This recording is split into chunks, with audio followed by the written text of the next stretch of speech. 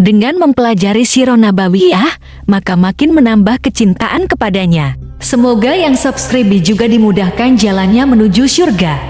Silahkan tekan tombol like supaya postingan ini semakin tersebar. Dan tulis doa serta hajat pemirsa di kolom komentar. Semoga semakin banyak yang mengaminkan, maka semakin cepat terkabul.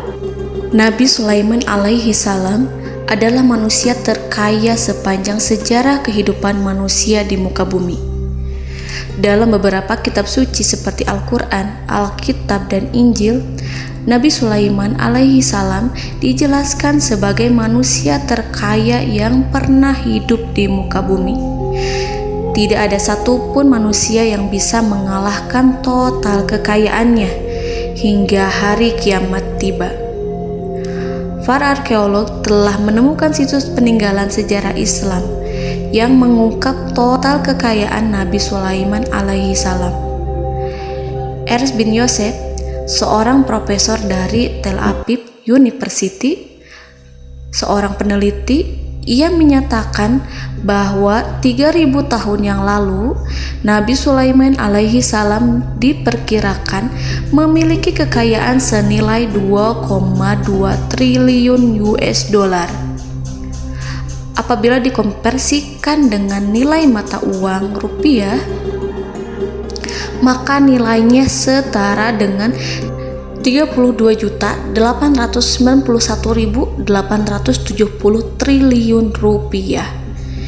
Nilai itu berkali-kali lipat lebih banyak dari total kekayaan negara Indonesia yang hanya mencapai 11.454 triliun per 30 Desember 2021. Nabi Sulaiman alaihi salam memiliki beberapa mukjizat. Di antaranya adalah dapat berbicara dengan bahasa binatang. Beliau dapat memerintah mereka untuk melakukan sesuatu. Beliau juga dapat mengendalikan besar kecilnya tekanan angin dan dapat mengatur ke arah mana angin akan berhembus. Sehingga dengan itu Nabi Sulaiman dapat memanfaatkan angin sebagai kendaraannya dan juga kendaraan tentaranya. Nabi Sulaiman juga bisa melunakkan besi dan membentuknya menjadi pakaian perang yang anti tusukan senjata tajam. Nabi Sulaiman juga memimpin para jin. Mereka tunduk dan patuh pada perintah Nabi Sulaiman alaihi salam. Tidak hanya setan, iblis laknatullah yang merupakan makhluk pembangkang dapat dibuat tunduk bertekuk lutut pada perintah-perintah Nabi Sulaiman. Nabi Sulaiman bisa melakukan teleportasi, yaitu berpindah dari suatu tempat ke tempat yang lain dalam waktu singkat.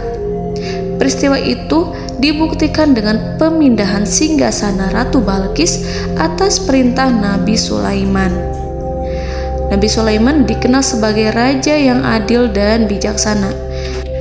Nabi Sulaiman diberkahi kecerdasan yang luar biasa untuk menyatupadukan segenap kekuatan yang Allah berikan kepadanya. Ia mengelola dan membawa kerajaannya menjadi kekuatan raksasa yang tak terkalahkan di masanya dengan segenap kemampuan yang dimilikinya. Tentara Nabi Sulaiman adalah tentara terkuat di bumi tanpa ada yang menandingi. Pertanyaan mendasar yang muncul kali ini adalah dari mana sumber kekayaan dan kekuatan Nabi Sulaiman alaihi salam? Untuk mendapat jawaban dari pertanyaan itu, simak video ini sampai akhir. Sebelum itu, mari bantu channel ini terus berkembang dengan cara subscribe dan nyalakan tanda loncengnya. Berikan komentar yang positif dan berikan like serta share video ini. Bismillahirrahmanirrahim. Sungguh kami benar-benar telah menganugerahkan ilmu kepada Daud dan Sulaiman.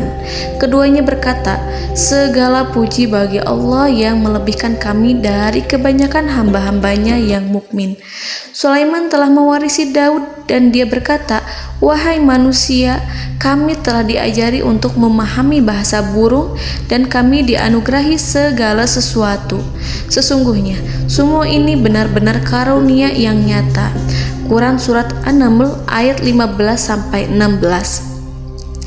Saudara-saudaraku yang dirahmati Allah, pada ayat di atas disebutkan bahwa Sulaiman telah mewarisi Daud. Nabi Sulaiman mewarisi Nabi Daud dalam sisi kenabian dan kekuasaan, bukan mewarisi harta, karena para nabi tidak mewariskan harta. Sebab sepeninggalan mereka, harta para nabi menjadi sedekah bagi orang-orang yang ada di sekitarnya, yaitu orang-orang fakir dan orang-orang yang membutuhkan. Dan harta para nabi tidak dikhususkan bagi kalangan keluarganya. Rasulullah Shallallahu Alaihi Wasallam bersabda, "Kami para nabi tidak mewariskan." Nabi Sulaiman mewarisi kenabian dari Nabi Daud. Ini adalah hal yang jelas. Allah telah memilihnya sebagai nabi dari Bani Israel. Begitu juga Allah telah memberinya kekuasaan kerajaan sehingga ia menjadi pemimpin Bani Israel. Barangkali sesuatu yang paling penting yang diwarisi oleh Nabi Sulaiman dari Nabi Daud adalah tradisi militer. Kemajuan militer yang dahsyat telah berpindah kepada Nabi Sulaiman. Nabi Daud sebenarnya adalah seorang pengembala kambing yang sangat miskin, tetapi seiring dengan perjalanan waktu, ia menjadi komandan pasukan tiada tanding. Nabi Daud alaihi salam mengetahui bahwa kekuatan hakiki yang mengatur alam semesta adalah kekuatan Allah. Ketika Nabi Daud mengelurkan tangannya dan memegang potongan batu, lalu beliau melemparkannya dengan ketepel ke arah Jalut, kepala Jalut retak dan ambruk menghantam tanah. Ini sebagai bentuk demonstrasi kekuatan darinya. Kehadiran Nabi Daud mengubah pasukan Bani Israel, di mana mereka sebelumnya lari jika berhadapan dengan musuh. Maka kini keberadaan mereka mulai diperhitungkan di masa hidupnya. Nabi Daud mengalami peperangan yang sangat banyak, tapi Al-Quran tidak menceritakan secara terperinci. Hal itu dikarenakan karena Al-Quran adalah kitab dakwah di jalan Allah, bukan kitab sejarah. Al-Quran hanya menceritakan di dalam Al-Quran surat Shad ayat 20, "Dan kami kuatkan kerajaannya, kerajaan Daud." Ayat tersebut berarti bahwa Nabi Daud belum terkalahkan dalam peperangan yang diikutinya. Di samping dukungan yang Allah berikan kepadanya, juga pasukan dan rakyatnya, di mana mereka adalah orang-orang yang bertauhid, menyerahkan diri kepada Allah. Allah Subhanahu wa Ta'ala mengajarkan kepada Nabi Daud hal-hal yang menjadikan pasukannya memiliki keistimewaan yang dengannya mereka dapat mengalahkan pasukan-pasukan lain, pasukan-pasukan besar yang ada di bumi pada saat itu. Allah Subhanahu wa Ta'ala berfirman dalam surat Saba ayat 10, "Dan kami telah melunakkan besi untuknya." Baju besi mungkin akan menjadi masalah dalam benak kita. Ketika orang-orang yang berperang, baju besi cukup mengganggu gerakan mereka. Kita bisa membayangkan ketika ada dua orang berperang, salah satu dapat bergerak bebas, sementara yang lainnya tidak leluasa bergerak karena tertahan dengan pakaiannya. Namun, dengan kekuasaan Allah, Nabi Daud dapat melunakkan besi dan membuat baju besi yang ringan, yang mudah untuk digunakan. Ini adalah kemajuan penting yang Allah berikan kepada Nabi Daud dan tentaranya. Kemajuan itu kemudian diajarkan, diwariskan dan dimiliki oleh Nabi Sulaiman alaihi salam. Nabi Sulaiman memiliki pasukan dahsyat yang melebihi pasukan manapun di bumi saat itu, atau bahkan mungkin saat ini. Bahkan Allah menambahkan karunia-Nya kepada Nabi Sulaiman yang disebutkan dalam Al-Quran surat An-Naml ayat 16. Dan Sulaiman telah mewarisi Daud, dan dia berkata, "Wahai manusia, kami telah diberi pengertian tentang suara burung, dan kami diberi segala sesuatu. Sesungguhnya ini benar-benar suatu karunia yang nyata."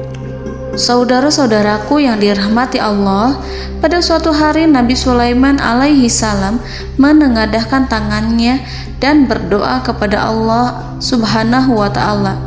Antara hati Nabi dan Allah tidak ada penghalang, tidak ada jarak, tidak ada sekatan waktu, tidak ada satupun dari para nabi yang berdoa kepada Allah kecuali doanya pasti dikabulkan. Doa Nabi Sulaiman alaihi salam direkam dalam Al-Quran surat Shad ayat 35. Nabi Sulaiman berkata, "Ya Tuhanku, ampunilah aku, anugerahkanlah kepadaku kerajaan yang tidak dimiliki oleh seorang pun sesudahku." Nabi Sulaiman menginginkan dari Allah sesuatu kerajaan yang belum pernah diperoleh oleh siapapun setelahnya. Allah Subhanahu wa Ta'ala mengabulkan doa Nabi Sulaiman dan memberinya kerajaan tersebut. Nabi Sulaiman mewarisi kekuasaan, kenabian, hikmah ilmu dari Nabi Daud alaihi salam. Orang-orang menyebut Nabi Sulaiman Al-Hakim, Sulaiman yang bijaksana. Kebijaksanaannya tidak terbatas pada keadilan di tengah-tengah manusia dan juga kasih sayangnya kepada mereka.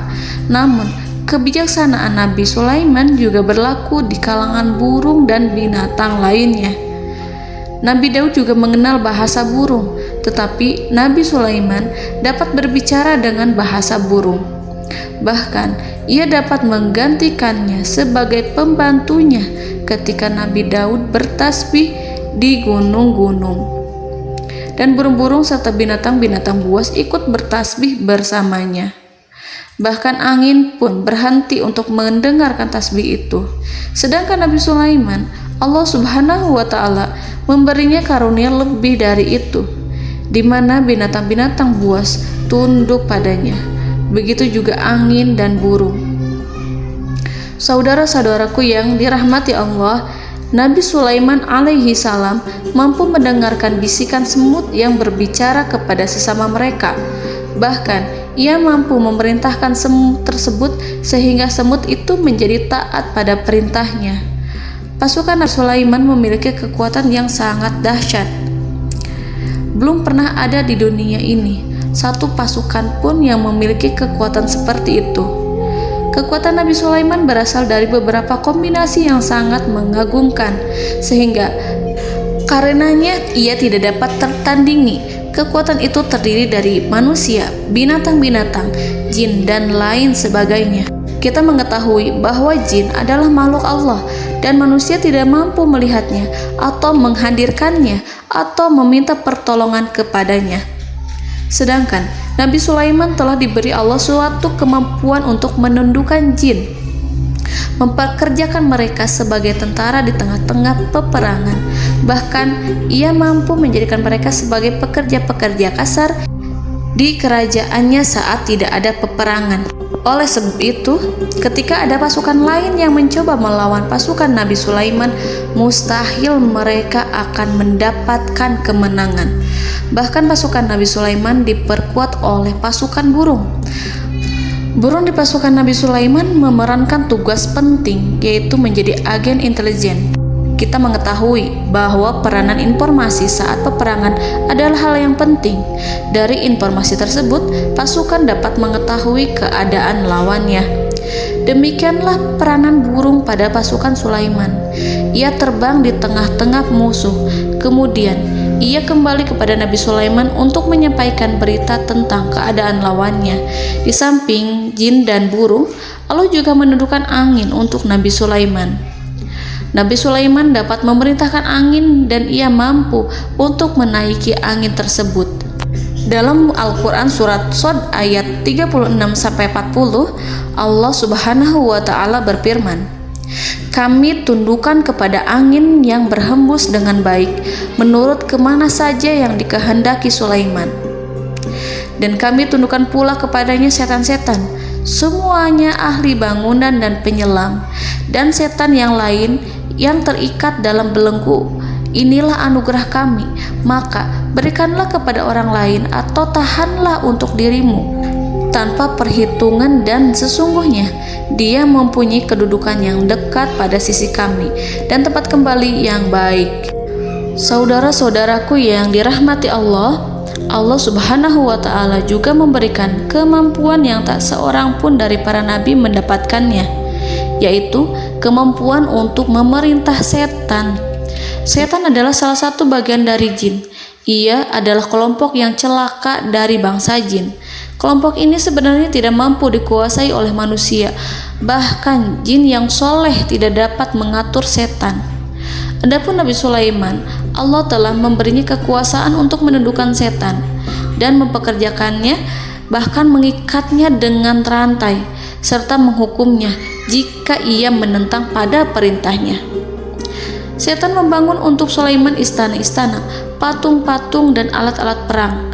Bahkan setan-setan itu menyelam ke dasar lautan untuk mengeluarkan permata dan yakut untuk Sulaiman. Jika di antara setan yang menentang perintahnya, maka Nabi Sulaiman alaihi salam mengikatnya dengan rantai. Ini semua menunjukkan kekayaan Nabi Sulaiman dan kekuasaannya, di mana ia mampu mengatur banyak makhluk di bumi ini.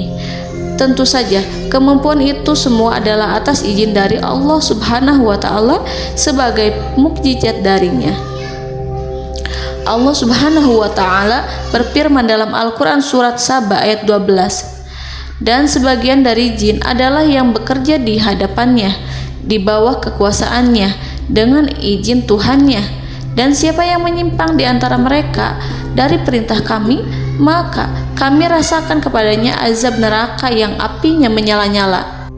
Para jin itu membuat untuk Sulaiman apa yang dikehendakinya, dari gedung-gedung yang tinggi, patung-patung, dan piring-piring yang besarnya seperti kolam, atau periuk yang tetap berada di atas tungku. Saudara-saudaraku yang dirahmati Allah, Nabi Sulaiman yang bijaksana adalah penguasa yang tak tertandingi di muka bumi. Meskipun memperoleh nikmat-nikmat khusus yang agung itu yang Allah berikan kepada Sulaiman, beliau tetap menunjukkan dirinya sebagai manusia yang paling banyak berzikir kepada Allah dan manusia yang paling banyak bersyukur di zamannya. Saudara-saudaraku yang dirahmati Allah, sebagaimana Allah Subhanahu wa Ta'ala memberikan nikmat kepada ayahnya Nabi Daud alaihi salam, di mana ia mampu melunakkan besi dan Allah mengajarinya bagaimana cara mencairkan besi, maka Nabi Sulaiman alaihi salam dapat memanfaatkan tembaga yang cair untuk peperangan. Dan juga di saat perdamaian, pada saat peperangan, beliau mencampur tembaga dengan besi dan menjadikannya perunggu. Mereka menggunakan senjata-senjata perunggu dalam peperangan seperti pedang, baju besi, dan juga pisau. Senjata-senjata ini adalah senjata yang paling kuat pada saat itu. Sedangkan di saat damai, tembaga digunakan untuk membuat bangunan, perhiasan, dan sebagainya. Meskipun Nabi Sulaiman mendapatkan nikmat yang besar dan karunia yang khusus, Allah Subhanahu wa Ta'ala mengujinya dengan suatu ujian yang dahsyat. Ujian yang akan selalu datang kepada seorang hamba yang soleh. Ketika hamba itu mendapatkan kedudukan besar, maka ujiannya pun menjadi besar. Allah Subhanahu wa Ta'ala menguji Nabi Sulaiman dengan penyakit. Diceritakan oleh Fahru Roji, Nabi Sulaiman diuji dengan suatu penyakit yang keras, di mana kedokteran saat itu tidak dapat dan tidak mampu mengatasinya. Sakitnya Nabi Sulaiman sangat keras sehingga para dokter dari kalangan manusia ataupun jin tidak mampu menghilangkan penyakit itu. Lalu burung-burung menghadirkan rumput-rumput yang dianggapnya sebagai obat, tetapi Nabi Sulaiman tak kunjung sembuh. Semakin hari penyakit Nabi Sulaiman semakin menjadi-jadi, sehingga ketika Nabi Sulaiman duduk di atas kursi, ia duduk bagaikan tubuh tanpa roh. Seakan-akan ia mati karena saking kerasnya penyakit yang dideritanya. Sakit yang diderita oleh Nabi Sulaiman alaihi salam berlangsung sangat lama. Namun Nabi Sulaiman tidak henti-hentinya berzikir. Ia meminta kesembuhan kepada Allah serta beristighfar pada Allah dan mengungkapkan rasa cinta kepadanya. Selesailah ujian Allah terhadap hambanya Nabi Sulaiman. Beliau pun sembuh. Nabi Sulaiman merasakan kembali kesehatannya setelah ia mengetahui segala kejayaan dan segala kekuasaan serta segala kebesarannya tidak lagi mampu menghilangkan penyakit yang dideritanya kecuali jika Allah menghendaki. Saudara-saudaraku yang dirahmati Allah, Nabi Sulaiman telah membangun tempat ibadah, tempat sujud, sehingga manusia menyembah Allah di dalamnya. Orang-orang yang membangunnya berjumlah puluhan ribu orang. Tentu setiap kelompok dari mereka memiliki pekerjaan masing-masing. Di antara mereka ada yang mencairkan tembaga, di antara mereka ada yang tukang pahat, ada yang tukang ukir, ada yang membelah batu, ada yang memotong kayu, ada yang mendatangkan rumput-rumput dari Libanon, ada yang mendatangkan emas dan menjadikannya lempengan-lempengan yang mengkilat untuk menutupi kayu, serta untuk melapisi dinding-dinding. Bahkan golongan jin pun membantu membangun tempat tersebut, tentu dengan perintah dan bimbingan Nabi Sulaiman. Mereka membuat patung-patung yang besar, membuat bejana yang besar untuk tempat makan para tentara dan pekerja, yaitu bejana seperti gunung. Karena saking berat dan besarnya, mereka juga membuat tempat-tempat minum yang besarnya seperti kolam. Nabi Sulaiman mengawasi para pekerjanya dan juga mengurusi masyarakatnya, di mana beliau mengenali problem mereka dan berusaha memecahkannya. Beliau juga mengawasi pasukan dari kalangan binatang dan burung. Beliau mengetahui apabila ada satu di antara mereka yang tidak datang, kemana ia pergi, serta mengapa ia pergi. Nabi Sulaiman menguasai pengetahuan itu semua. Nabi Sulaiman bukan hanya mengetahui problem tentara-tentaranya dari kalangan manusia ataupun tentaranya dari kalangan burung, namun ia juga menunjukkan kasih sayang terhadap semut, di mana beliau mendengar bisikannya dan tidak suka untuk menginjaknya. Nabi Sulaiman selalu menundukkan kepalanya ke bumi sebagai bentuk rasa rendah diri dan syukur kepada Allah. Pada suatu hari, Nabi Sulaiman alaihi salam berjalan di depan tentaranya, dan tiba-tiba ia mendengar suara semut yang berkata kepada temannya dari kalangan semut. Hal itu terekam dalam Al-Quran surat An-Nahl ayat 18-19. Wahai semut-semut, masuklah ke dalam sarang-sarangmu agar kamu tidak terinjak oleh Sulaiman, sedangkan mereka tidak menyadarinya. Nabi Sulaiman alaihi salam tersenyum mendengar itu, dan ia berdoa, "Ya Allah, ya Tuhanku, berilah aku ilham untuk tetap mensyukuri nikmat-Mu yang telah Engkau anugerahkan kepadaku dan kepada kedua orang ibu bapakku, dan untuk mengerjakan amal soleh yang Kau ridhoi, dan masukkanlah aku ke dalam rahmat-Mu, ke dalam golongan hamba-hamba-Mu yang soleh." Saudara-saudaraku yang dirahmati Allah, meskipun Nabi Sulaiman mendapatkan kekuasaan dan memiliki tentara yang besar, namun beliau menunjukkan kasih sayang terhadap bangsa semut. Beliau mendengarkan bisikannya dan melihat semut yang ada di depannya. Oleh karena itu, tak mungkin baginya untuk menginjak golongan semut itu. Nabi Sulaiman bersyukur kepada Allah telah memberinya nikmat, yaitu nikmat rahmat dan kasih sayang. Di samping itu, Nabi Sulaiman alaihi salam adalah orang paling kaya di dunia. Istananya terbuat dari kayu gaharu yang memiliki wangi harum.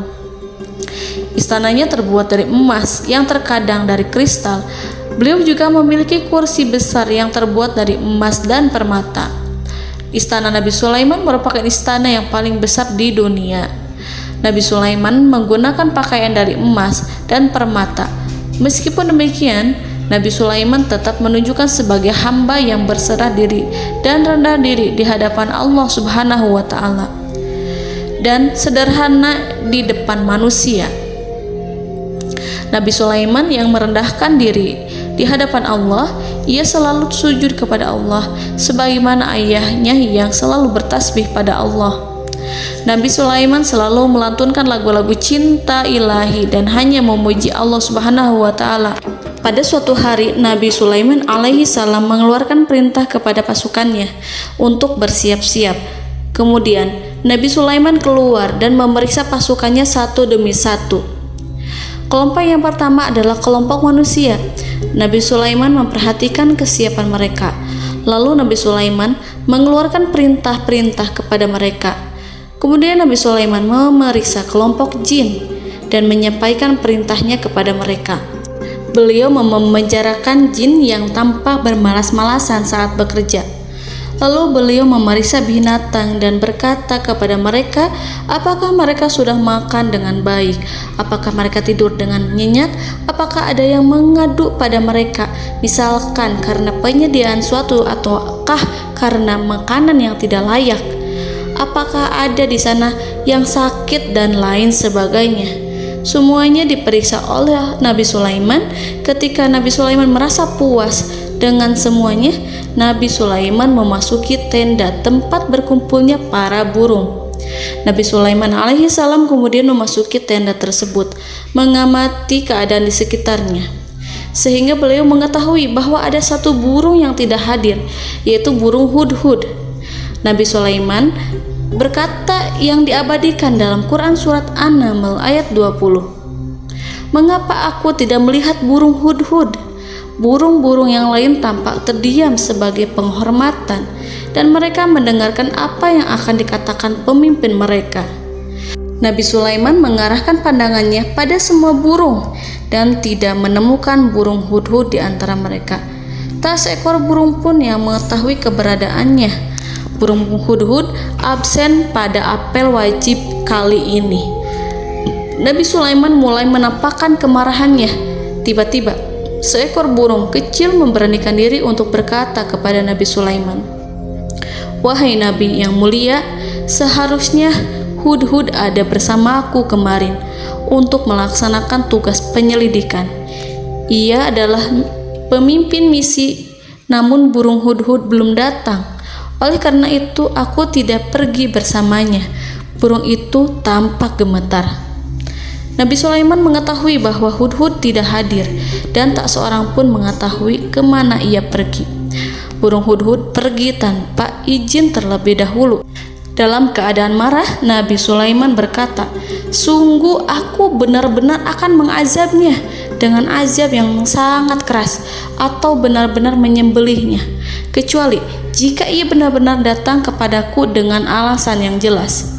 Kawanan burung-burung yang mengetahui bahwa Nabi Sulaiman sedang marah dan telah menetapkan untuk menyiksa burung hudhud atau menyembelihnya, atau justru memaafkannya dengan syarat ia datang dengan membawa alasan yang dapat menyelamatkannya, atau dengan kata lain, burung hudhud dapat memastikan bahwa ia melaksanakan tugas yang penting.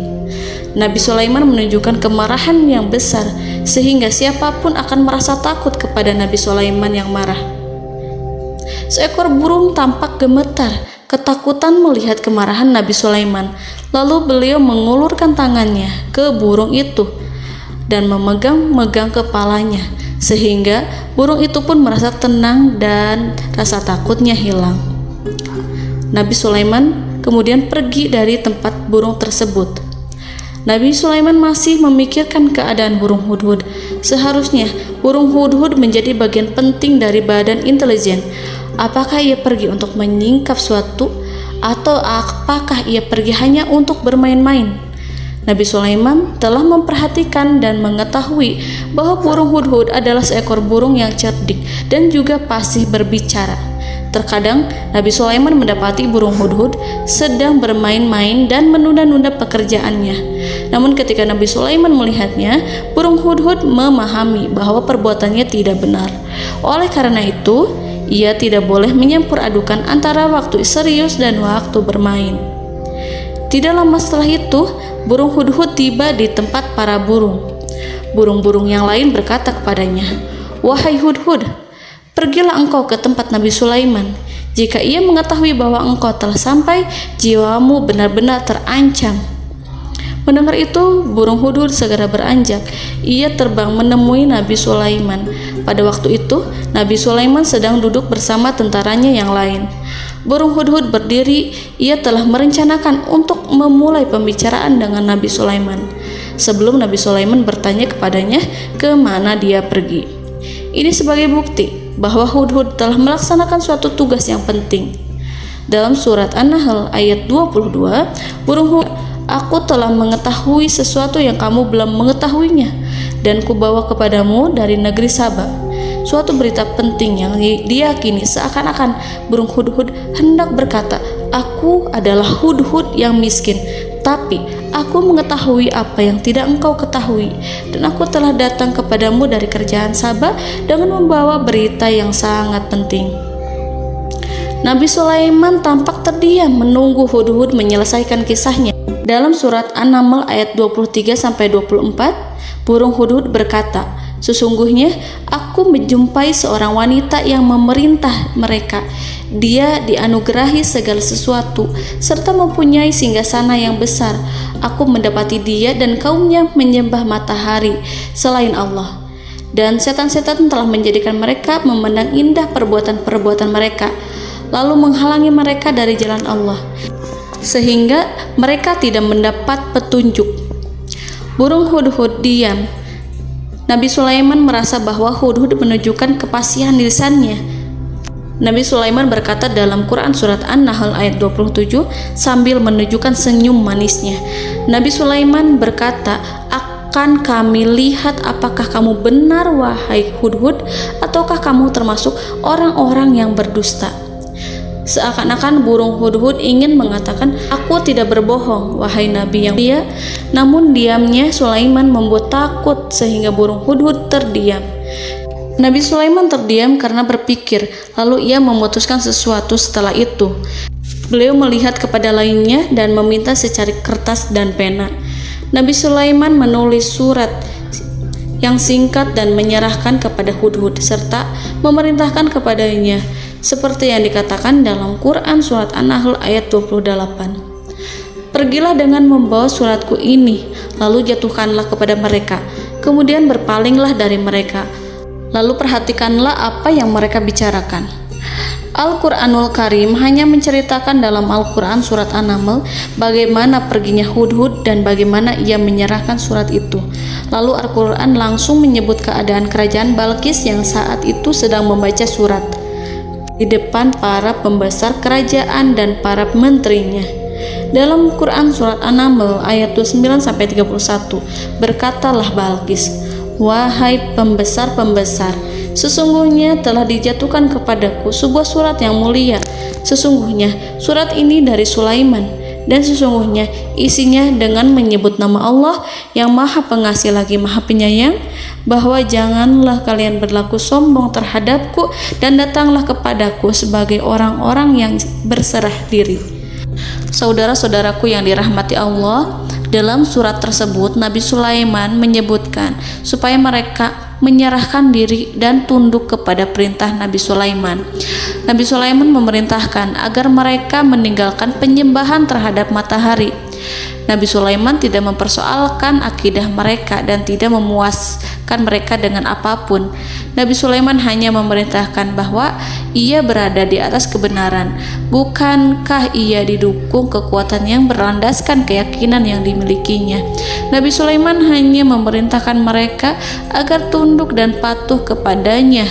Ratu Sabak menyampaikan surat tersebut di tengah-tengah kaumnya. Dalam Quran surat An-Naml ayat 32 dijelaskan, "Dan berkatalah Balqis, wahai para pembesar, berilah aku pertimbangan dalam urusanku ini. Aku tidak pernah memutuskan sesuatu persoalan sebelum kamu berada dalam majelisku." Saudara-saudaraku yang dirahmati Allah, para pembesar istana Balqis menentang surat tersebut. Isi surat itu membangkitkan kesombongan kaum Saba, di mana mereka merasa lebih kuat. Mereka mengetahui bahwa di sana ada seorang yang mencoba menentang mereka dan mengisyaratkan peperangan kepada mereka. Lalu ia meminta kepada mereka untuk memenuhi syarat-syaratnya sebelum terjadinya peperangan dan kekalahan. Dalam surat An-Nahl ayat 33, mereka menjawab, "Kita adalah orang yang memiliki kekuatan dan juga memiliki keberanian yang sangat besar dalam peperangan, dan keputusan berada di tanganmu, wahai ratuku. Maka pertimbangkanlah apa yang akan kamu perintahkan." Saudara-saudaraku yang dirahmati Allah, para pembesar kaum Saba seakan ingin berkata, "Kita siap untuk melaksanakan perang." Tampaknya ratu itu memiliki kebijakan yang lebih baik dari pembesar kaumnya. Surat Sulaiman itu membuatnya berpikir lebih jernih dan lebih berhati-hati. Ia berusaha sebisa mungkin menghindari peperangan. ratu itu berpikir dalam tempo yang lama. Nama Sulaiman tidak diketahuinya dan ia pun belum pernah mendengarnya. Oleh karena itu, Ratu kaum Saba tidak mampu mengetahui dan mendeteksi seberapa besar kekuatan Nabi Sulaiman. Boleh jadi Nabi Sulaiman memiliki kekuatan yang dahsyat, sehingga ia mampu memerangi kekuasaannya dan mengalahkannya. Kemudian Ratu memperhatikan apa yang ada di sekelilingnya. Ia melihat kemajuan masyarakatnya dan juga kekayaannya. Barangkali ia mengira bahwa Nabi Sulaiman iri terhadap kemajuan dan kekayaannya itu, sehingga Nabi Sulaiman ingin menyerangnya. Setelah mempertimbangkan isi surat Nabi Sulaiman dengan cermat, Ratu Saba memilih untuk tidak bersikap ceroboh dan bodoh. Ratu lebih suka untuk menggunakan bahasa kelembutan. Ia mengirim kepada Nabi Sulaiman suatu hadiah yang besar. Ratu mengira bahwa Nabi Sulaiman seorang yang ambisius, yang boleh jadi ia telah mendengar tentang kekayaan kerajaan Saba. Para utusan pergi dengan membawa hadiah dari Ratu Saba. Ratu berharap agar mereka dapat memasuki kerajaan Nabi Sulaiman dan akan mengetahui kondisi kerajaannya. Saat mereka pulang, Ratu ingin mendengar secara langsung dari mereka tentang bagaimana keadaan kaum Nabi Sulaiman dan pasukannya. Setelah mendapatkan informasi yang cukup, maka Ratu Balqis dapat membuat sesuatu keputusan yang tepat. Ratu menyembunyikan apa yang terlintas dalam pikirannya, lalu ia berbicara kepada pembesar istananya bahwa ia dapat menyingkap niat jahat Raja Sulaiman melalui cara mengirimkan hadiah kepadanya. Ratu lebih memilih cara tersebut dan menunggu reaksi dari Nabi Sulaiman. Ratu berhasil memuaskan para pembesar istana, dan untuk sementara ia menghilangkan ide untuk berperang. Karena para raja jika menyerang suatu desa, maka pemimpin desa tersebut adalah orang yang paling banyak mendapatkan kehinaan. Akhirnya, para pembesar kaumnya merasa puas dengan pikiran Ratu Balqis. Saudara-saudaraku yang dirahmati Allah, dalam surat An-Naml ayat 34-35 dijelaskan, Ratu Balqis berkata, "Sesungguhnya raja-raja apabila memasuki suatu negeri, niscaya mereka akan membinasakannya dan menjadikan penduduknya yang mulia menjadi hina. Dan demikian pula lah yang akan mereka perbuat. Dan sesungguhnya aku akan mengirim utusan kepada mereka dengan membawa hadiah, dan aku akan menunggu apa yang akan dibawa kembali oleh utusan itu." Kemudian sampailah hadiah dari Ratu Balqis kepada Nabi Sulaiman. Para intelijen Nabi Sulaiman memberitahunya bahwa utusan Balqis datang dengan membawa hadiah. Nabi Sulaiman langsung mengetahui bahwa Ratu Balqis itu sengaja mengirim orang-orangnya untuk mengetahui atau untuk mendapatkan informasi tentang kekuatannya. Lalu setelah itu ia akan mengambil keputusan atau mengambil sikap kepada kerajaan Sulaiman. Nabi Sulaiman segera memanggil semua pasukannya untuk berkumpul. Utusan Balqis segera memasuki istana Nabi yang dipenuhi dengan pasukan yang besar bersenjata. Melihat itu, utusan Ratu Balqis tercengang dan terkejut ketika mereka melihat kekayaan yang mereka bawa tidak ada apa-apanya dibandingkan dengan kerajaan Nabi Sulaiman. Hadiah mereka tampak tidak berarti. Emas yang mereka bawa tampak tidak memiliki makna saat mereka memasuki istana Nabi Sulaiman yang terbuat dari kayu-kayu pohon gaharu yang mengeluarkan bau yang harum serta dihiasi dengan emas permata. Para utusan Ratu Balqis berdiri bersama Nabi Sulaiman dan menyaksikan bagaimana Nabi Sulaiman mengendalikan pasukannya. Kemudian mereka mulai berpikir tentang kekuatan dan kualitas pasukan Nabi Sulaiman. Betapa kagetnya mereka ketika melihat di tengah-tengah pasukan itu terdapat singa, burung, dan tentara dari kalangan manusia yang mampu terbang. Mereka pun sadar bahwa mereka di hadapan pasukan yang tiada tandingannya. Selesailah demonstrasi pasukan Nabi Sulaiman. Kemudian para utusan ratu dipersilahkan maju ke tempat hidangan makanan. Para utusan itu sangat terkejut ketika melihat berbagai macam makanan dari penjuru dunia ada di depannya. dan di antara makanan itu terdapat pula makanan yang biasa ditemukan di negeri mereka. Tetapi mereka melihat bahwa makanan itu memiliki rasa yang lebih istimewa. Selain itu, piring-piring yang ada di depan mereka dan dijadikan tempat makan tersebut terbuat dari emas, dan mereka dilayani oleh laki-laki yang berhias dengan emas. Di meja makan itu terdapat burung, ikan laut, dan berbagai macam daging yang mereka tidak mampu lagi membedakan daging apa itu. Nabi Sulaiman tidak makan bersama mereka, tapi beliau makan dengan menggunakan piring yang terbuat dari kayu. Beliau memakan roti yang kering yang dicampur dengan minyak. Inilah makanan yang dipilih Nabi Sulaiman. Makan bersama mereka dalam keadaan diam, mereka merasa kehadiran Nabi Sulaiman menciptakan suatu wibawa yang luar biasa. Selesai perjamuan itu, lalu dengan sangat malu mereka menyerahkan hadiah dari Ratu Balqis kepada Nabi Sulaiman. Hadiah itu berupa emas yang bagi mereka hadiah itu sangat bernilai tinggi. Tapi di sini hadiah itu tampak kecil di hadapan kekayaan-kekayaan Nabi Sulaiman yang sangat mengagumkan. Nabi Sulaiman memperhatikan hadiah dari Ratu Balqis itu dan berkata dalam Quran surat An-Naml ayat 36. Maka tatkala utusan itu sampai pada Sulaiman, Sulaiman berkata, "Apakah patut kamu menolong aku dengan harta? Maka apa yang diberikan Allah kepadaku lebih baik daripada apa yang diberikannya kepadamu.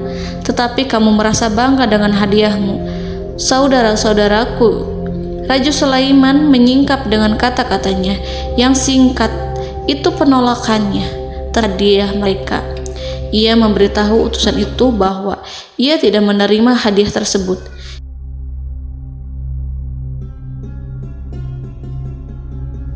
"Janganlah kalian berlaku sombong terhadapku dan datanglah kepadaku sebagai orang-orang yang berserah diri." Lalu Nabi Sulaiman berkata kepada mereka dengan pelan. Hal itu diabadikan dalam Quran surat An-Naml ayat 37. "Kembalilah kepada mereka, sungguh kami akan mendatangi mereka dengan bala tentara yang mereka tidak kuasa melawannya, dan pasti kami akan mengusir mereka dari negeri itu, yaitu negeri Saba, dengan terhina, dan mereka akan menjadi tawanan-tawanan yang hina."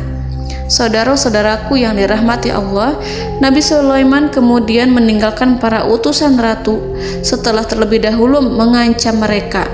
Para utusan itu berharap agar Nabi Sulaiman mau menunggu kunjungan Ratu Balqis yang akan membawa misi perdamaian. Akhirnya sampailah para utusan Ratu Balqis ke negeri Saba. Mereka segera menuju istana sang ratu. Mereka memberitahu bahwa negeri mereka sedang ada di ujung tanduk. Mereka menceritakan kepada ratu tentang kekuatan Nabi Sulaiman dan tidak mungkin bagi mereka mampu melawannya. Mereka meyakinkan Ratu Balqis bahwa ia harus mengunjunginya dan melihat sendiri bagaimana kebesaran kerajaan Nabi Sulaiman. Kemudian ratu menyiapkan dirinya untuk pergi menuju kerajaan Nabi Sulaiman.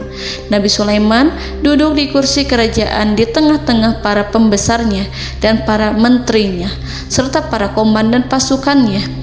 Beliau berpikir tentang sosok Ratu Balqis. Nabi Sulaiman mengetahui bahwa Ratu Balqis menuju tempatnya. Balqis dikelilingi rasa takut. Nabi Sulaiman berpikir sejenak tentang bagaimana matahari disembah. Ia memikirkan bagaimana informasi yang diterima oleh intelijennya tentang kemajuan kerajaan Balqis dalam bidang kesenian dan ilmu pengetahuan. Nabi Sulaiman bertanya kepada dirinya sendiri, apakah kemajuan menjadi penghalang untuk mengetahui kebenaran? Apakah ratu itu senang dengan kekuatan yang dicapainya? Dan ia membayangkan bahwa kekuatannya adalah segalanya. Dengan kemajuan yang dimilikinya, Nabi Sulaiman ingin membuat kejutan agar ratu mengetahui bahwa Islam yang diyakini oleh Nabi Sulaiman adalah satu-satunya yang mampu mendatangkan kemajuan dan kekuatan yang hakiki, sehingga ia dapat membandingkan antara keyakinannya dalam menyembah matahari beserta kemajuan yang dicapainya dengan keyakinan Nabi Sulaiman beserta kemajuan yang diraihnya. Saudara-saudaraku yang dirahmati Allah, para mata-mata Nabi Sulaiman telah memberitahunya bahwa hal yang sangat disegani dan dikagumi oleh kaum Balkis adalah kerajaan Saba, yaitu singgasana Ratu Balkis. Singgasana itu terbuat dari emas dan batu delima. Singgasana tersebut dijaga oleh penjaga yang sangat disiplin, di mana mereka tidak pernah lalai sedikit pun. Oleh karena itu, sangat tepat apabila Nabi Sulaiman menghadirkan singgasananya di sini, di kerajaannya, sehingga ketika ratu tiba, maka ia dapat duduk di atasnya. Nabi Sulaiman ingin membuat kejutan kepadanya dan menunjukkan bahwa kemampuannya tersebut yang berlandaskan pada keislaman. Nabi Sulaiman melakukan yang demikian itu dengan harapan agar si ratu tunduk kepadanya. Ide itu terlintas dalam diri Nabi Sulaiman. Lalu ia mengangkat kepalanya dan menoleh kepada anak buahnya. Hal itu diabadikan dalam Quran Surat An-Naml ayat 38. Wahai para pembesar, siapakah di antara kamu sekalian yang sanggup membawa singgasananya kepadaku sebelum mereka datang kepadaku sebagai orang-orang yang berserah diri? Saudara-saudaraku, perhatikanlah ungkapan pikiran Nabi Sulaiman tersebut. Semua pemikirannya berkisar tentang keislaman para penyembah matahari, tentang bagaimana beliau dapat memberikan petunjuk kepada mereka di jalan Allah. Yang pertama menjawab pertanyaan Nabi Sulaiman adalah jin Ifrit. Dalam Quran Surat An-Naml ayat 39, berkatalah Ifrit yang cerdik dari golongan jin, aku akan datang kepadamu dengan membawa singgasana itu sebelum kamu berdiri dari tempat dudukmu. Sesungguhnya aku benar-benar kuat untuk membawanya, lagi dapat dipercaya. Nabi Sulaiman berdiri dari tempat duduknya setelah 1 atau 2 jam. Jin itu berjanji kepadanya untuk menghadirkan singgasana Balkis sebelum itu. Istana Nabi Sulaiman di Palestina, sedangkan istana Balkis terletak di Yaman. Antara singgasana tersebut dengan singgasana Nabi Sulaiman berjarak lebih dari ribuan mil. Barangkali pesawat yang cepat sekalipun yang kita kenal hari ini tidak akan mampu membawa dan mendatangkan istana itu dalam waktu 1 jam. Tetapi masalahnya di sini berhubung dengan kekuatan jin yang serba misterius, Nabi Sulaiman tidak mengomentari sedikit pun terhadap apa yang dikatakan oleh Ifrit. Nabi Sulaiman tapak menunggu tanggapan dari yang lain yang mampu menghadirkan singgasana Balkis yang lebih cepat dari jin Ifrit. Nabi Sulaiman menoleh kepada seorang di sana yang duduk di atas naungan. Hal itu diceritakan dalam Quran Surat An-Naml ayat 40. Berkatalah seorang yang mempunyai ilmu dari Alkitab, aku akan membawa singgasana itu kepadamu sebelum matamu berkedip. Maka tatkala Sulaiman melihat singgasana itu terletak di hadapannya, ia pun berkata, ini termasuk karunia Tuhanku untuk memuji aku. Apakah aku akan bersyukur atau mengingkari nikmatnya? Dan barang siapa yang bersyukur, maka sesungguhnya dia bersyukur untuk kebaikan dirinya sendiri. Dan barang siapa yang ingkar, maka sesungguhnya Tuhanku maha kaya lagi maha mulia. Saudara-saudaraku, belum lama seorang yang mempunyai ilmu dari Alkitab menyatakan kalimatnya, sehingga singgasana itu tiba-tiba ada di depan Nabi Sulaiman yang mampu menghadirkan singgasana itu lebih cepat dari kedipan mata. Al-Quranul Karim tidak menyingkap kepribadian seorang yang menghadirkan singgasana itu. Al-Quran hanya menggarisi bahwa orang itu mempunyai ilmu dari Alkitab. Al-Quran tidak menjelaskan kepada kita apakah ia seorang malaikat ataukah manusia ataukah jin. Al-Quran sengaja tidak menyingkap informasi tersebut. Saudara-saudaraku yang dirahmati Allah, setelah melihat singgasana itu, Nabi Sulaiman bersyukur kepada Allah. Ia mulai memperhatikan singgasana sang ratu.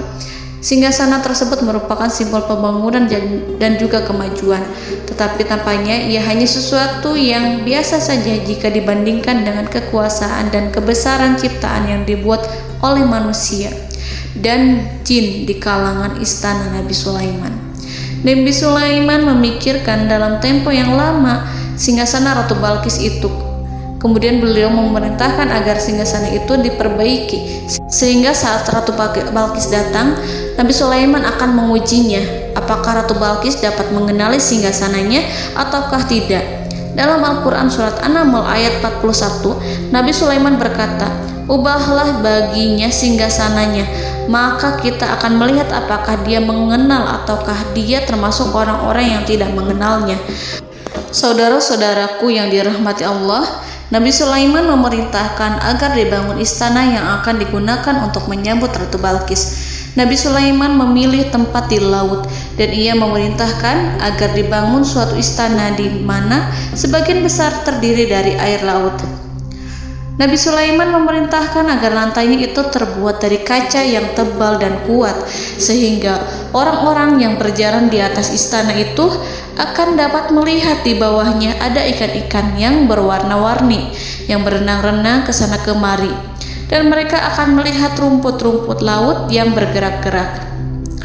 Akhirnya, selesailah pembangunan istana itu. Saking bersihnya kaca lantainya sehingga tampak di sana tidak ada kaca. Burung hudhud memberitahu Nabi Sulaiman bahwa Ratu Balqis telah sampai di dekat kerajaannya. Kemudian Ratu Balqis datang.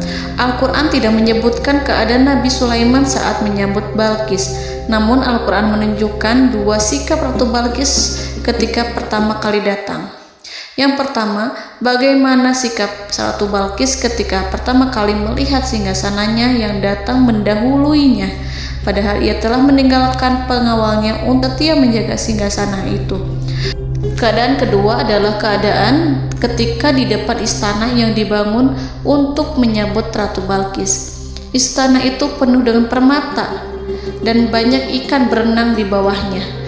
Dalam Quran surat An-Naml ayat 42 dijelaskan, dan ketika Balqis datang, ditanyakanlah kepadanya, "Serupa inikah singgasanamu?"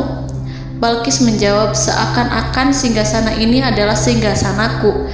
Kami telah diberi pengetahuan sebelumnya dan kami adalah orang-orang yang berserah diri." Saudara-saudaraku, pada dialek di atas, Balqis melihat singgasananya dan ia tercengang saat mengetahui bahwa itu adalah singgasana miliknya. Namun kemudian ia mulai ragu karena melihat tidak sepenuhnya itu singgasana miliknya. Jika itu benar-benar miliknya, lalu bagaimana ia datang mendahuluinya? Dan bila bukan singgasananya, maka bagaimana Sulaiman dapat meniru sepersis dan seteliti itu? Padahal Sulaiman tidak pernah sekalipun ke kerajaannya. Nabi Sulaiman berkata saat melihat Balqis mengamati singgasananya, "Apakah ini singgasanamu?" Balqis terlihat sangat kebingungan, namun setelah itu ia menjawab, "Sepertinya benar."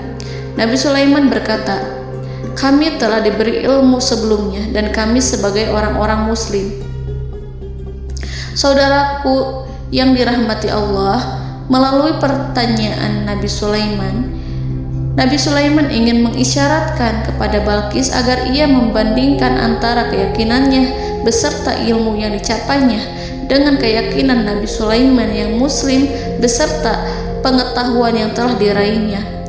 Penyembahan terhadap matahari dan pencapaian ilmu yang dicapai oleh Ratu Balqis tanpa tidak ada apa-apanya dibandingkan dengan ilmu Nabi Sulaiman dan keislamannya. Nabi Sulaiman telah mendahuluinya dalam bidang ilmu karena keislamannya. Karena itu, sangat mudah baginya untuk mengungguli Balqis dalam ilmu-ilmu yang lainnya. Demikianlah yang disyaratkan dalam pertanyaan Nabi Sulaiman kepada Ratu Balqis. Ratu Saba itu mengetahui bahwa ini adalah singgasananya, di mana singgasana itu datang lebih dahulu daripada dirinya. Beberapa bagian darinya telah diubah saat Balqis masih di perjalanan menuju ke tempat Nabi Sulaiman. Ia berpikir kemampuan apa yang dimiliki Nabi Sulaiman. Ratu Balqis tercengang melihat apa yang disaksikannya, yang berupa buah dari keimanan Nabi Sulaiman dan hubungannya dengan Allah Subhanahu wa Ta'ala. Sebagaimana Balqis juga tercengang ketika melihat kemajuan di bidang ilmu pembangunan, seni, dan ilmu-ilmu yang lainnya. Maka ia tidak lebih kagum lagi saat melihat hubungan yang kuat antara keislaman Nabi Sulaiman dengan ilmunya serta kemajuan yang diraihnya. Dalam Al-Quran surat An-Naml ayat 43 dijelaskan, "Dan apa yang disembahnya selama ini selain Allah mencegahnya untuk melahirkan keislamannya, karena sesungguhnya ia terdahulu termasuk orang-orang yang kafir." Saudara-saudaraku yang dirahmati Allah, berguncanglah dalam benak Balqis ribuan hal ketika melihat keyakinan kaumnya runtuh di hadapan Nabi Sulaiman. Ia menyadari matahari yang disembahnya hanya merupakan ciptaan Allah, dan Allah lah yang menggerakkannya untuk hamba-hambanya. Lalu terbitlah matahari kebenaran dalam dirinya. Hatinya diterangi oleh cahaya baru yang tidak akan tenggelam seperti tenggelamnya matahari. Masa keislamannya hanya menunggu waktu. Ratu Balqis memilih waktu yang tepat untuk mengumumkan keislamannya. Allah Subhanahu wa Ta'ala berfirman dalam Quran Surat An-Naml ayat 44. Dikatakan kepadanya, masuklah ke dalam istana. Maka tatkala ia melihat lantai istana itu, dikiranya kolam air yang besar dan disingkapnya dua betisnya. Berkatalah Sulaiman, sesungguhnya ia adalah istana licin yang terbuat dari kaca. Berkatalah Balqis, wahai Tuhanku, sesungguhnya aku telah berbuat zalim terhadap diriku, dan aku berserah diri bersama Sulaiman kepada Allah Tuhan semesta alam. Saudara-saudaraku yang dirahmati Allah, dikatakan kepada Balqis, masuklah ke dalam istana. Ketika ia masuk, maka ia tidak menyaksikan adanya kaca, tetapi ia melihat air, sehingga ia mengira akan bersinggungan dengan air. Lalu ia menyingkapkan sedikit bajunya agar bajunya itu tidak basah. Nabi Sulaiman mengingatkannya tanpa melihatnya agar ia tidak khawatir terhadap pakaiannya, karena pakaiannya tidak akan basah sebab di sana tidak ada air. Itu sekedar kaca yang halus, yang saking halusnya sehingga ia tidak tampak. Pada kesempatan itulah Balqis mengumumkan keislamannya yang mengakui kelalimannya, dan ia menyatakan menyerahkan diri kepada Nabi Sulaiman dan kepada Allah Tuhan semesta alam. Lalu kaumnya pun mengikutinya dan mereka memeluk Islam. Balqis menyadari ia berhadapan dengan penguasa yang terbesar di bumi dan Nabi Allah yang mulia. Untuk pertama kalinya, wajah Sulaiman tampak dihiasi dengan senyuman yang menunjukkan kepuasannya sejak Balqis mengunjunginya. Demikianlah Nabi Sulaiman mewujudkan kejayaannya yang hakiki dan menyebarkan cahaya Islam di muka bumi. Saudara-saudaraku, Al-Quran tidak menyebutkan kisah Balqis setelah keislamannya. Para ahli tafsir mengatakan bahwa ia menikah dengan Nabi Sulaiman. Selain itu, ada yang mengatakan bahwa ia menikah dengan salah satu orang dekat Nabi Sulaiman. Ada juga yang mengatakan bahwa sebagian Raja Habasyah adalah keturunan dari buah perkawinan ini. Wallahu a'lam bishawab. Saudara-saudaraku yang dirahmati Allah, Nabi Sulaiman hidup di tengah-tengah kejayaan dan kemuliaan di bumi. Kemudian Allah menetapkan kematian untuknya, sebagaimana kehidupan Sulaiman berada di puncak kemuliaan dan kejayaan yang penuh dengan keajaiban yang luar biasa. Maka kematiannya pun merupakan tanda-tanda kebesaran Allah yang penuh dengan keajaiban. Demikianlah bahwa kematiannya sesuai dengan kehidupannya, sesuai dengan kejayaannya. Allah berfirman tentang kematian Sulaiman di dalam Al-Quran Surat Saba ayat 14. Maka tatkala kami telah menetapkan kematian Nabi Sulaiman, tidak ada yang menunjukkan kepada mereka kematiannya itu kecuali rayap yang memakan tongkatnya. Maka tatkala ia telah tersungkur, tahulah jin bahwa kalau sekiranya mereka mengetahui yang gaib, tentulah mereka tidak akan tetap dalam siksa yang menghinakan. Saudara-saudaraku, kemampuan Nabi Sulaiman untuk menundukkan jin dan mempekerjakan mereka serta hubungan mereka dengan semua itu menimbulkan fitnah di tengah-tengah manusia dalam hal tertentu. Kematian Nabi Sulaiman merupakan batasan jawaban terhadap fitnah ini. Kami tidak mengetahui siapa yang mengklaim bahwa jin mengetahui hal yang gaib. Apakah itu setan yang terkutuk, atau jin yang bodoh, atau manusia yang tertipu? Kami tidak mengetahui siapa yang bertanggung jawab terhadap tersebarnya isu yang keliru ini. Yang kita ketahui adalah bahwa hal tersebut adalah mempengaruhi sebagian manusia dan jin. Barangkali manusia berkata kepada diri mereka, selama jin melakukan perbuatan yang luar biasa ini, maka apa gerangan yang menjadikan mereka tidak mengetahui hal yang gaib itu? Manusia itu lupa bahwa kunci kegaiban berada di tangan Allah. masalah ilmu gaib tidak akan mampu dikuasai oleh jin dan manusia. Hanya Dia yang mengetahuinya, dan manusia diberitahu hanya sedikit sekali. Saudara-saudaraku yang dirahmati Allah, seakan-akan Allah telah merencanakan bahwa kematian Sulaiman bertujuan untuk menghancurkan pemikiran itu, yaitu pemikiran bahwa jin mengetahui hal-hal yang gaib. Jin bekerja untuk Nabi Sulaiman selama beliau hidup, dan tatkala beliau meninggal, maka tugas mereka menjadi bebas. Nabi Sulaiman meninggal tanpa diketahui oleh jin, sehingga mereka tetap bekerja untuk mereka, tetap mengabdi kepada Sulaiman. Seandainya mereka mengetahui hal yang gaib, niscaya mereka tidak akan meneruskan pekerjaan mereka. Saudara-saudaraku, pada suatu hari Nabi Sulaiman memasuki mihrabnya untuk itikaf ibadah dan beribadah kepada Allah. Tak seorang pun yang berani mengganggu khalwatnya. Mihrab Sulaiman terletak di puncak gunung dan dindingnya terbuat dari permata. Pada suatu hari, Nabi Sulaiman duduk bersandar pada tongkatnya dan ia tampak tenggelam dalam tafakur. Beliau berzikir pada Allah hingga rasa kantuk menguasainya. Lalu setelah itu malaikat maut menemuinya. Nabi Sulaiman pun meninggal. Beliau bersandar kepada tongkatnya. Jin melihatnya dan mengira bahwa beliau sedang sholat, sehingga mereka pun terus melanjutkan pekerjaannya. Berlalulah hari demi hari yang panjang. Datanglah rayap, yaitu semut kecil yang memakan kayu. Hewan itu mulai memakan tongkat Nabi Sulaiman. Rayap itu tampak lapar. Sebagian dari tongkat Nabi Sulaiman dimakan beberapa hari oleh rayap itu. Ketika yang dimakannya semakin bertambah, maka tongkat itu pun menjadi rusak dan kemudian jatuh dari tangan Nabi Sulaiman alaihi salam. Tubuh mulia itu kehilangan keseimbangan dan kemudian jatuh terhempas di bumi. Tatkala tubuh suci itu tersungkur, maka manusia segera menuju ke arahnya. Mereka menyadari dan mengetahui bahwa Nabi Sulaiman telah meninggal dalam waktu yang lama. Jin menyadari bahwa mereka tidak mengetahui hal yang gaib, dan manusia pun mengetahui hakikat ini. Seandainya jin mengetahui hal yang gaib, niscaya ia tidak akan meneruskan siksa yang hina. Mereka tidak akan bekerja kepada Sulaiman. Demikianlah Nabi Sulaiman alaihi salam meninggal dalam keadaan duduk dan sholat di mihrabnya. Lalu berita itu tersebar bagaikan api di bumi. Manusia, burung, dan binatang buas mengantarkan jenazah Nabi Sulaiman.